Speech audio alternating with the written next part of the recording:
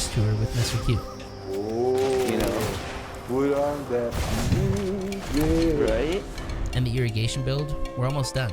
Just putting the finishing touches on the indoor feed system. Exciting, nonetheless. There it is. And we'll end this episode with some unboxing of gear from Soulfire Gardens, Seedsman, and Greenhouse Seeds. Fun experience to open up packs. Get beans at different exclusivity levels. We got one of each different level here today, which I think is pretty cool. Kick back, relax, and get ready for another behind-the-scenes vlog episode. If you're new to this channel, welcome to Home Grow TV, the world's highest quality grow show. Make sure to subscribe now because we got a ton of new grow content coming this year.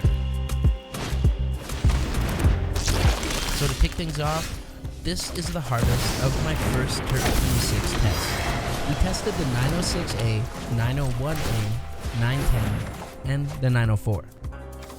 All custom unreleased creations from Umami Seed Co. You see, Terp Team 6 is a group of 6 of Umami's most trusted testers. It's not only an honor for us to have been accepted to be one of these 6, but even cooler that we got to see some of this fire that came out in the first batch. Oh my god. I'll be doing a bigger pheno hunt of my favorite 2 strains from this first batch. Run them in the new upgraded CO2 room with irrigation and create a full seed to harvest of my favorite winner. 910 is this ridiculous frost monster with blow your head off gas and Slurpee vibes. She's definitely going for another one. Then there was 901A. Wow, subtle notes of lemon sweet cake covered in gas flavored ice. Unreal, gorgeous, and definitely something I want to run in a bigger hurry. I'm not even going to ask Mommy what's in these crosses until I settle on my winner. There's something so exhilarating about blind testing. Let go of prior parental judgments and let the flavor and effect speak for themselves. I could go on about these buds all day, but it was time to get to work because we have a big hunt ahead of us. What is up, guys? Another day, another vlog segment. I got a crazy idea. Let me roll it out and tell me guys what you think.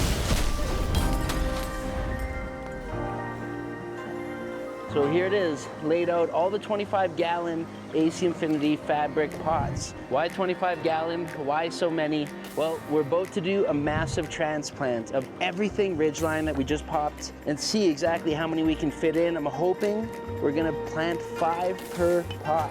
So we gotta mix up all the soil, 5 different ones per pot. The Lance A and B of the Cheetah Pit slants, the Ridgeline runs and lance, and then the plants. This is gonna be nuts. And again, we're doing this so we can veg out here with all this space. We have lights that turn on every single evening at 6 p.m. and extend the light cycle another few hours so they stay in veg. And again, down the hole. We could have fixed this little hole.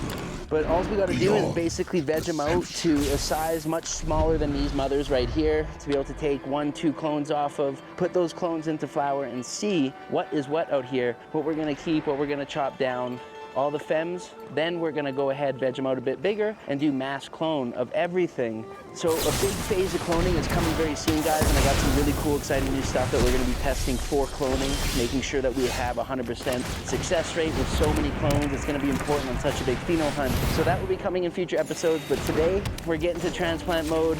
I think the biggest transplant we've ever done here on Home Grow TV, about 150 plants in one day. So let's go.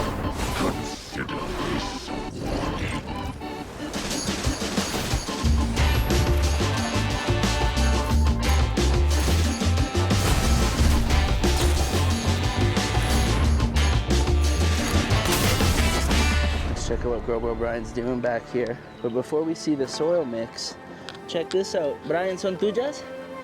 Look at this, Brian's little decorative plants. ¿De dónde vienen estos? Where are these from, bro? Brian Mega crosses, los cruces? No, what he's got another one right here. This one's it's flowering already.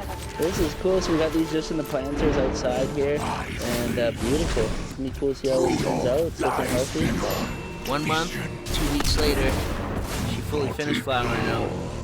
We've been weed whacking here the last 2 days, so it's covered in plant matter, but beautiful decorative plant nonetheless. It's a smokable decorative plant. How much do you think?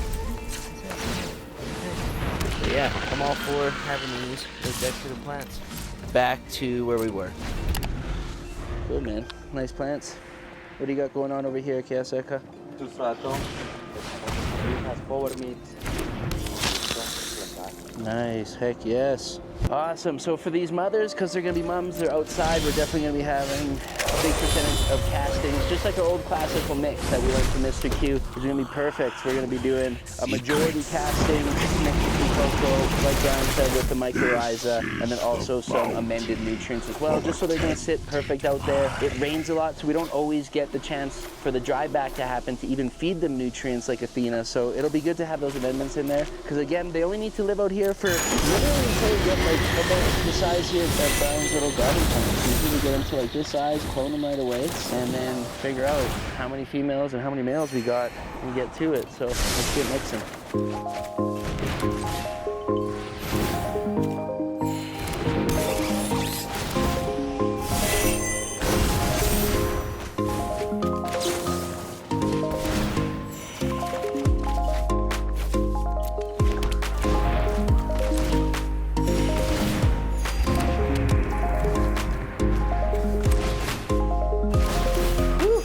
So we're back, same day, but new clothes. That was hot, dude. That really was hot, son. That was like a solid almost 30 degrees out there in that sun. And anyway, we did it. Most of the soil is ready to go. So we're gonna go ahead now, cut the time lapse here. We've been doing a really cool new time lapse, 1 photo every 5 minutes. It's been going for a few days now. Let's go. So we're gonna take that down and bring in all of the ridgeline, and let's see how many we can get put in those 25 gallons. I got the wheelbarrow here behind me, and we'll make just little trips with this thing outside.